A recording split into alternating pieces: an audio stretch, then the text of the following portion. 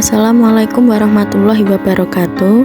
Perkenalkan, nama saya Asita Ani Paradita, kelas 3 EHES dengan NIM 222111168. Di sini saya akan mempresentasikan tentang dilalah Al-Quran.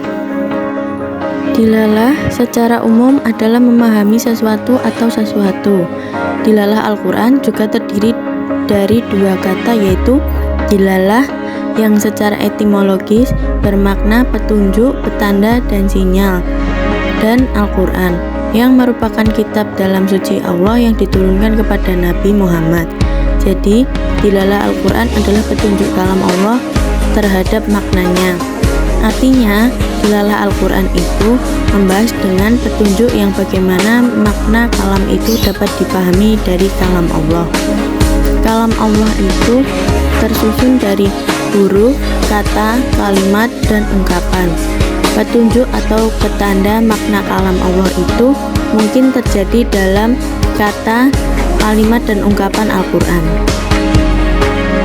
Yang selanjutnya ada dilalah dalam pandangan ulama Syafi'iyah. Yang pertama ada dilalah mantuk. Dilalah mantuk ialah petunjuk lafaz kepada arti yang disebutkan oleh lafaz itu sendiri. Definisi ini mengandung pengertian bahwa apabila kita memahami sesuatu hukum dari apa yang langsung tersurat dalam lafaz itu, maka disebut pemahaman secara mantuk. Selanjutnya ada dilalah mafhum. Dilalah mafhum adalah petunjuk lafaz kepada arti yang tidak disebutkan oleh lafaz tersebut, tetapi paham tersebut tersirat di dalamnya. Dilalah mafhum terbagi menjadi dua macam, yaitu dilalah mafhum muwafaqah dan dilalah mafhum mukhalafah. Di sini ada macam-macam dari dilalah mantuk. Dilalah mantuk ini telah terbagi menjadi dua macam. Yang pertama ada dilalah mantuk sharih.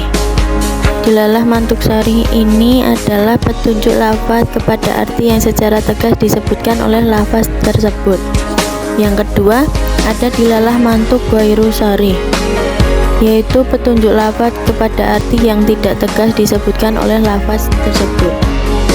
Selanjutnya ini ada penjelasan tentang macam-macam dilalah mafhum yang telah terbagi menjadi dua. Yang pertama ada dilalah mafhum muwafaqah. Dilalah mafhum muwafaqah ialah pengertian yang menunjukkan lafal kepada berlakunya arti hukum sesuatu yang disebutkan oleh lafaz atau suatu peristiwa yang tidak disebutkan oleh lafaz yang disebutkan karena antara keduanya terdapat persamaan ilat hukumnya. Yang kedua ada dilalah mafhum mukhalafah. Dilalah mafhum mukhalafah ialah pengertian lafaz kepada berlakunya arti kepada sebaiknya yang berlawanan dari arti hukum yang disebutkan dalam nas kepada sesuatu yang tidak disebutkan hukumnya oleh suatu lafaz. Dilalah ini disebut juga dengan dilalah kitab.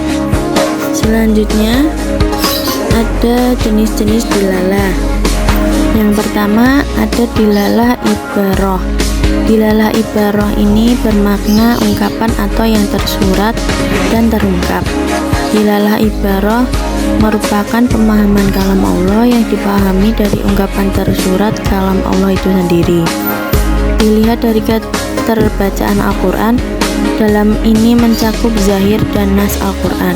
Misalnya, fankihu matahaba lakum mina nisa masna wa sulasa wa ruba.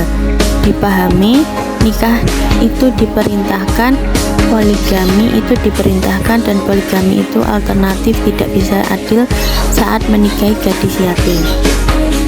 Selanjutnya yang kedua ada dilalah isyarah. Dilalah isyarah adalah isyarat yang ditunjukkan indirectly dari ungkapan tersurat. Dilalah isyarah adalah pemahaman yang menjadi konsekuensi tak terpisahkan dari teks tersurat ungkapan. Misalnya kalimat waqulu wasyarubu hatta yatabayyanu lakumul qaidul abyadu wa qaidul aswadu minal fajr. Dapat dipahami, junub tidak membatalkan puasa jika kasus junubnya terjadi sebelum fajar.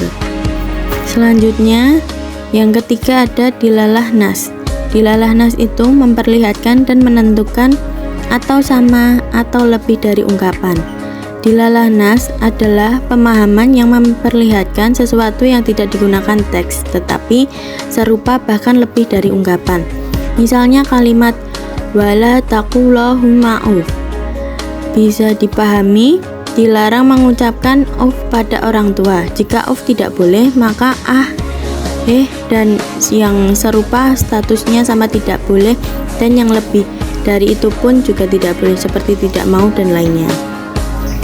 Yang terakhir ada dilalah iktida. Dilalah iktida bermakna menuntut. Dilalah iktida adalah pemahaman ungkapan yang menuntut adanya kata penjelas. Misalnya kalimat hurairimat alaikumul maitah. Dipahami bahwa mayat atau bangkai itu diharamkan. Jika ungkapan ini dibiarkan apa adanya, maka ia akan menjadi muskil, berarti haram dipegang juga. Oleh karena itu, pemahaman ungkapan itu perlu ditambah kata aklul atau intifa maitah. Selanjutnya ada kesimpulan. Dilalah adalah pengertian yang ditunjukkan oleh suatu lafal atau petunjuk suatu lafaz kepada makna tertentu. Kalau ditinjau dari konteks pembahasan umum serta pembagian makna, dilalah terbagi menjadi dua. Yang pertama ada dilalah lafziyah, lalah petunjuk berbentuk lafaz. Yang kedua dilalah ghairul lafziyah, lalah petunjukan yang tidak terbentuk lafaznya. Dan demikian dilalah tersebut dijadikan petunjuk dalam pengambilan suatu hukum dalam Al-Quran, sehingga kita menjadi acuan keadaannya menjadi jelas dan relevan dengan persoalan-persoalan yang dihadapkan. Demikian isi presentasi saya kali ini. Semoga apa yang saya sampaikan dapat bermanfaat bagi kita semua. Jika ada kekurangan mohon dimaafkan, karena kesempurnaan sungguh hanyalah milik Allah Subhanahu wa Ta'ala saja. Sekian dan terima kasih. Wassalamualaikum warahmatullahi wabarakatuh.